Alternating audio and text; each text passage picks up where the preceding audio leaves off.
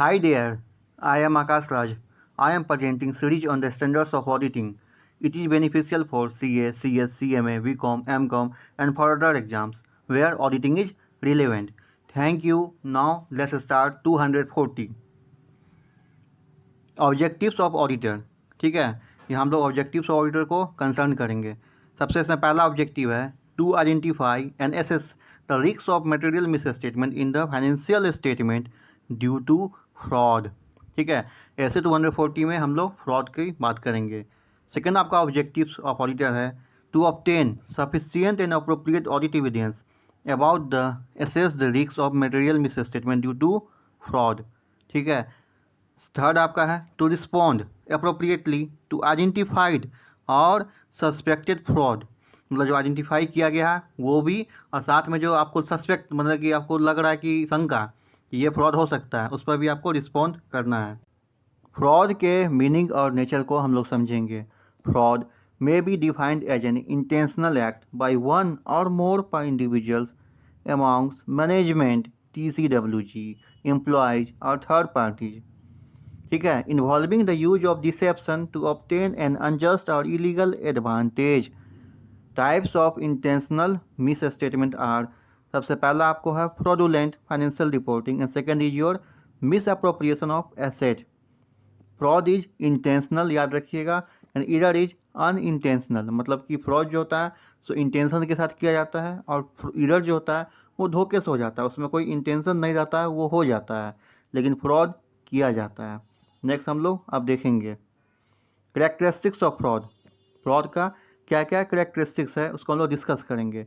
Fraud whether fraudulent financial reporting और misappropriation of asset involves incentives और pressure to commit fraud. मतलब कि incentive मिलेगा या कोई प्रेशर लगे, दबाव पड़े आप पे, तो फ्रॉड करना पड़ जाता है, ये बोलना चाह रहा है यहाँ पे।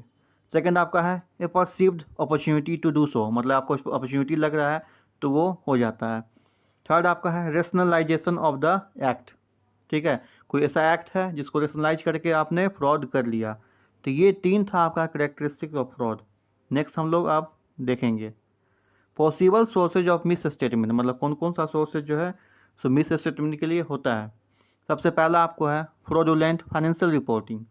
इसका मीनिंग होता है it involves intentional misstatement. मतलब misstatement means wrong statement. Wrong statement को ही हम लोग ऑडिट में मिस स्टेटमेंट बोलते हैं। इंटेंशनल होता है, ठीक है, इंक्लूडिंग ओमिशंस ऑफ अमाउंट और डिस्क्लोजर। मतलब ओमिशन ऑफ अमाउंट और डिस्क्लोजर किसमें, फाइनेंशियल स्टेटमेंट में, to deceive financial statement users. मतलब किसको डिसीव करना है, फाइनेंशियल स्टेटमेंट यूजर्स को डिसीव करना है। Fraudulent financial reporting may be involves followings. सबसे पहला आपको है मैनिपुलेशन, सेकेंड आपका है फल्सिफिकेशन और अल्ट्रेशन ऑफ अकाउंटिंग रिकॉर्ड्स और सपोर्टिंग डॉक्यूमेंट। सेकेंड पॉइंट इसमें है मिस रिप्रेजेंटेशन और इंटेंशनल ओमिशन, मतलब कि मिस रिप्रेजेंटेशन हो गया या इंटेंशन के साथ कोई ओमिशन हो गया। थर्ड आपका है इंटेंशनल और misapplication of accounting principle. ये था आपका possible sources of misstatement का पहला पार्ट। सेकेंड पार्ट को हम लोग देखेंगे possible sources of misstatement. Different ways to commit fraud in financial reporting are as follow. सबसे पहला इसमें है रिकॉर्डिंग फिक्टिशियस जनरल एंट्री, मतलब फॉल्स जनरल एंट्री पास कर देना generally close to end of an accounting period. मतलब कि accounting period जब पास में हो तब ये फिक्टिशियस जनरल एंट्री रिकॉर्ड करना। टू किस लिए, टू मैनिपुलेट ऑपरेटिंग रिजल्ट्स और टू अचीव अदर ऑब्जेक्टिव्स। मतलब कि ऑपरेटिंग रिजल्ट जो आएगा उसको अल्टर करने के लिए या कोई अपना और मकसद को पूरा करने के लिए। सेकेंड आपका है inappropriately adjusting assumptions and changing judgment. ठीक है, changing judgment use to estimate account balances. उसका आपका पॉइंट हम लोग का है omitting event and transactions in financial statement that have occurred during the reporting period. Last आपका है कंसीलिंग, मतलब छिपाना या not disclosing fact that can affect the amount recorded in the financial statement. Next हम लोग आप कंसिडर करेंगे possible sources of misstatement का सेकेंड पॉइंट आपका है मिस अप्रोप्रिएशन ऑफ एसेट। पहले पॉइंट को हम लोग डिस्कस कर चुके हैं, अब सेकेंड पॉइंट को हम लोग डिस्कस करेंगे। इसमें सबसे पहला आपको है मिस एप्रोप्रिएशन ऑफ एसेट, इसमें सबसे पहला आपको है इम्बेजलिंग रिसिप्ट, उसका आपको है स्टीलिंग फिजिकल एसेट और इंटेलेक्चुअल प्रॉपर्टी। थर्ड आपका है using an entity's asset for personal use. Fourth आपका है causing an entity to pay for goods and services not received, मतलब सामान रिसीव हुआ ही नहीं लेकिन पेमेंट कर दिया गया। तो ये था आपका responsibility for prevention and detection of fraud. Primary responsibility for prevention and detection of fraud is on both TCWG and the management, मतलब प्राइमरी रिस्पॉन्सिबिलिटी जो है दोनों पे है, किस पे TCWG और मैनेजमेंट पे भी। To ensure prevention of fraud management must have a commitment to create a culture of honesty and ethical behaviour. ये था आपका responsibility for prevention and detection of fraud. Next topic को हम लोग देखते हैं।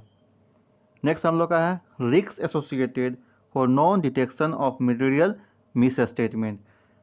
ये हो सकता है there is unavoidable risk that some material misstatement of financial statement may not be detected due to inherent limitations of an audit, मतलब ऑडिट का जो है सो आपको इनहेरेंट लिमिटेशंस भी कुछ अपना है, उस कारण से कुछ हो सकता है कि मटेरियल मिस स्टेटमेंट आपको पकड़ में नहीं है। ठीक है। सेकेंड आपका है risk of not detecting a material misstatement resulting from fraud is higher than the risk of not detecting one resulting from material misstatement. जो आपको फ्रॉड के द्वारा हुआ है उसको आपको डिटेक्ट करना आसान नहीं होता है, इसलिए कि फ्रॉड में involve sophisticated and carefully organise scheme. मतलब फ्रॉड जो होता है, फ्रॉड मतलब ऐसा नहीं होता सोच समझ के किया जाता है, जल्दी पकड़ में नहीं आता है। लेकिन ईयर से कोई अगर मिस स्टेटमेंट हो गया तो वो पकड़ में जल्दी आ सकता है, लेकिन फ्रॉड से नहीं। Auditors duties for prevention and detection of fraud, मतलब कि ऑडिटर का क्या रिस्पॉन्सिबिलिटी है वो हम लोग कंसिडर करेंगे। An auditor is responsible for obtaining reasonable assurance, मतलब ऑडिटर जो है कभी भी एब्सोल्यूट एश्योरेंस नहीं ऑब्टेन कर सकता है, वो जब भी करेगा रीजनेबल एश्योरेंस ही करेगा। That the financial statement taken as a whole are free from material misstatement whether cause due to error और फ्रॉड। सेकेंड आपका है the auditor is responsible for maintain professional scepticism, ठीक है, जो आपको हम लोग SA-200 में देख चुके हैं throughout the audit. Next topic हम लोग का है auditors unable to complete the engagement. ठीक है, अगर आपको कोई ऐसा कारण हो गया जिससे कि ऑडिटर अपना एंगेजमेंट को पूरा नहीं कर सके, उसको हम लोग यहाँ ये देखते हैं। If auditor concludes that it is not possible to continue performing the audit then auditor should क्या क्या करेगा। सबसे पहला आपको है consider the professional and legal responsibility, जो आपको लीगल और प्रोफेशनल रिस्पॉन्सिबिलिटी है उसको आप कंसिडर करो। सेकेंड आपका है consider the possibility of withdrawing from engagement, मतलब कि आपको कंसिडर करो कि विड्रॉ कर ले इंगेजमेंट से। थर्ड आपका है इफ़ ऑडिटर विड्रॉ तो क्या क्या कंसिक्वेंस होगा। सबसे पहला इसमें है discuss with the appropriate level of management and TCWG। Second आपका है consider whether there is a professional और लीगल रिक्वायरमेंट टू रिपोर्ट। ये हम लोग का था auditor if unable to complete the engagement तो क्या क्या किया जा सकता है। नेक्स्ट हम लोग का है कंडीशंस और इवेंट विच में इंक्रीज रिस्क ऑफ फ्रॉड और error discrepancies in the accounting record. सबसे इसमें पहला है transaction that are not recorded in a complete और टाइमली मैनर। सेकेंड आपका है अनसपोर्टेड या अनऑथराइज बैलेंसेज ऑफ और ट्रांजेक्शंस। लास्ट आपका है last minute adjustment that significantly affect the financial result, मतलब लास्ट समय में ऐसा कोई एडजस्टमेंट कर दो जिससे कि आपका जो फाइनेंशियल रिजल्ट जो है उस पर अफेक्ट पड़ जाए। ये था हम लोग का कंडीशंस और event which increase the risk of fraud और एरर। नेक्स्ट हम लोग का है कंडीशंस और इवेंट विच इंक्रीज रिस्क और फ्रॉड और एरर। इसमें आपको है कन्फ्लिक्टिंग और मिसिंग एविडेंस क्या क्या है। सबसे पहला आपका है मिसिंग डॉक्यूमेंट। सेकेंड आपका है document that appears to have been altered, significant unexplained items on reconciliation. Fourth हम लोग का है unavailability of other than photocopied और electronically transmitted documents in organise और ओरिजिनल फॉर्म। लास्ट हम लोग का है fewer responses to confirmations that anticipated, ये हम लोग का था कन्फ्लिक्टिंग और मिसिंग एविडेंस। नेक्स्ट टॉपिक हम लोग का है unusual relationship between the auditor and management. इसको हम लोग डिस्कस करेंगे। सबसे पहला पॉइंट इसमें आता है, सबसे पहला पॉइंट इसमें है undue time pressure imposed by management to resolve complex issue. Second आपका है unwillingness to address identified weaknesses in internal policies. Third आपका है unusual delays by entity in providing requested information. And हम लोग का लास्ट है आपको अनविलिंगनेस टू ऐड और revise disclosures in financial statement to make them more complete and understandable. ठीक है, नेक्स्ट हम लोग का है अदर्स मैटर। ये हम लोग देखें unusual relationship between the auditor and management. Next हम लोग देखेंगे अब अदर्स मैटर। इसमें आपको सबसे पहला पॉइंट आपको है accounting policies that appears to be variance with industry norms. Second हम लोग का है unwillingness by management to permit the auditor to meet privately with TCWG means those charge based governance. ये हम लोग ऐसे 260 में कंसिडर करेंगे। उसका हम लोग का थर्ड पॉइंट है frequent changes in the accounting estimate they do not appear to result from change circumstances. ठीक है, thank you for watching this video. ऐसे 240 यहीं तक। नेक्स्ट हम लोग ऐसे 250 में फिर से मिलेंगे। Thanks one again for watching this video.